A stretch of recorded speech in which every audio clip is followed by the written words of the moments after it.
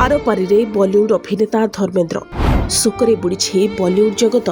धर्मजी को झुरुछंती अगणित प्रशंसक। आरपारी बॉलीवुड अभिनेता धर्मेंद्र 79 बयसरे चिकित्साधीन अवस्था तांकर देहांत होइछि। बॉलीवुडर हिमान भाव में जनाशुना धर्मेंद्रकर 79 वर्ष बयसरे परलोक हो जाइछि। अभिनेता दल तांको मृत्यु खबर को निश्चिंत करथिले। एही खबर पूरा सिने जगत में शोकर छाया खेलाई दैछि। श्वासक्रिया असुविधा हेतु तांको सोमवार मुंबईर ब्रिज कैंडी हॉस्पिटल रे भर्ती करा जायतिला। धर्मेंद्र को गुरुतर अवस्था रे हॉस्पिटल रे भर्ती करा जायतिबा खबर प्रचारित हेबा मात्रे पूरा बॉलीवुड रे नीरवता खेलीगला। सेलिब्रिटी माने तांको स्वास्थ्य अवस्था को नहीं गभीर चिंतित हो पड़िथिले। आउ केईटा दिन रे 90तम जन्मदिन पाली थांते। 1935 डिसेंबर 8 तारिख रे ब्रिटिश शासित भारतर पंजाब लुधियानार एक पंजाबी जाट परिवार रे जन्म ग्रहण करथिले। तांको रक्तरे जाठर साहस अभिनय स्पष्ट देखा मिलता।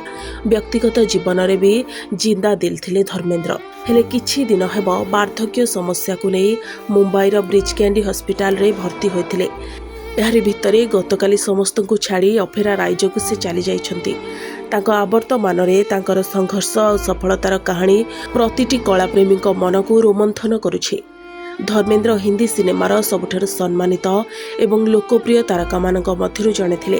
7 दशंधिरु अधिक समय धरी तांको क्यारियर रे से 300 रु अधिक फिल्म रे अभिनय करथिले, जेउथिरे शोले, चुपके चुपके, सीता और गीता एवं धर्मवीर भली सुपरहिट फिल्म अंतर्भुक्त।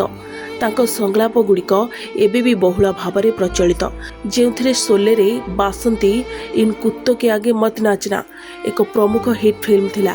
एहसो तांको रॉकी और रानी की प्रेम कहानी रे देखा मिलता एवं यह परे तेरी बातें में ऐसा उलझा जिया चलचित्र रे मध्य देखा मिलता, जेउठारे से तांको अभिनय द्वारा दर्शकों को मोहित करथिले। से अगस्त्य नंदक 21 रे मध्य नजर आसिबे, जहाँ डिसेंबर 25 तारिख रे मुक्ति लाभ करिवो। ब्यूरो रिपोर्ट, प्रभाव न्यूज।